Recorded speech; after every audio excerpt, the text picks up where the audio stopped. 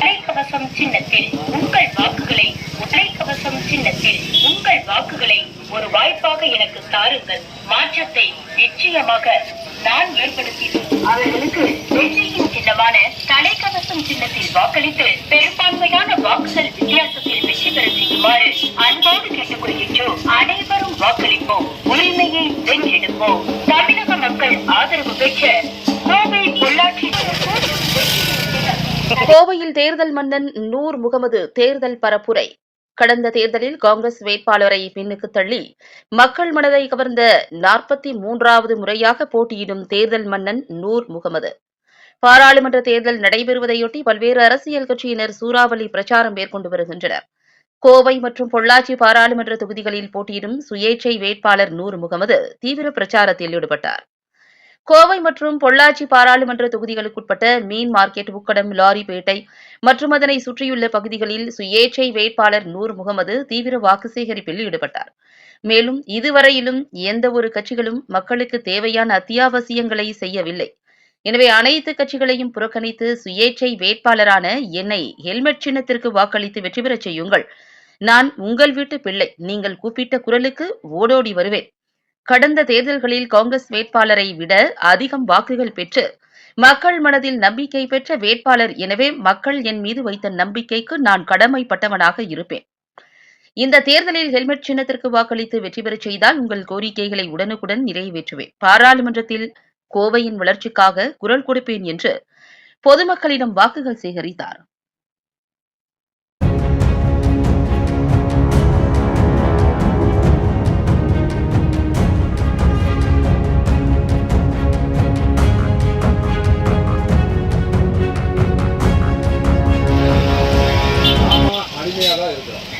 இந்த அடிமை வாழ்வு விட்டு வெளியில் வரணும்னாக்கா அரசியல் கட்சிகளுக்கு ஓட்டு போடுறது, மொழிக்கு போட்டு ஓட்டு போடணும், இல்லை நோட் அவுட் போடணும்.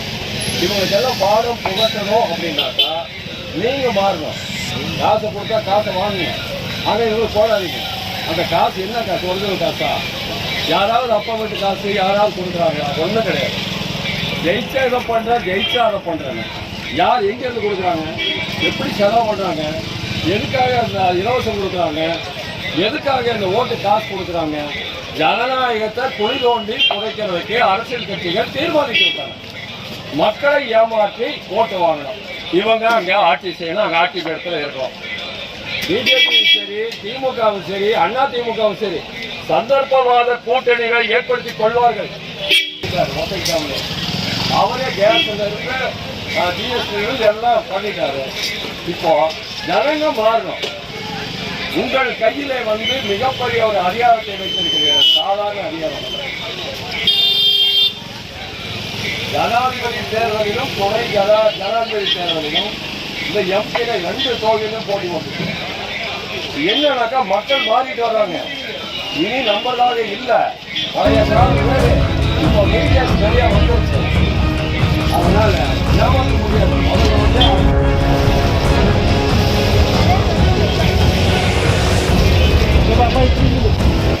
அன்மனம் போன்றவை நடைபெற இருக்கின்ற அந்த பாராளுமன்ற தேர்தலில்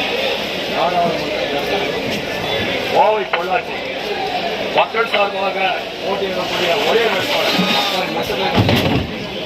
மக்கள் ஒரு நாள் நிச்சயம் அமைப்பார்கள். சுயேட்சைன்னா தனி மொழிகள் அல்ல. எல்லாரும் ஒவ்வொருத்தருக்கா ஓட்டு கேட்கறதுக்கு 500 ரூபாய் 1000 ரூபாய் போடுறாங்க. இந்த நூறு போகும்போது மக்கள் ஆதரவுடன் தனித்து நின்று அதிக ஓட்டு வித்தியாசத்தில் இந்த திமுக, அண்ணா திமுக, பிஜேபி எல்லாத்தையும் தோற்கடிக்கணும். அப்பதான் எல்லாரும் உணர்வாங்க. சுயேட்சை அளவுக்கு ஓட்டு வாங்கினாங்க. மக்கள் என் மீது எத்தனை நம்பிக்கை வைத்திருக்கிறார்கள்.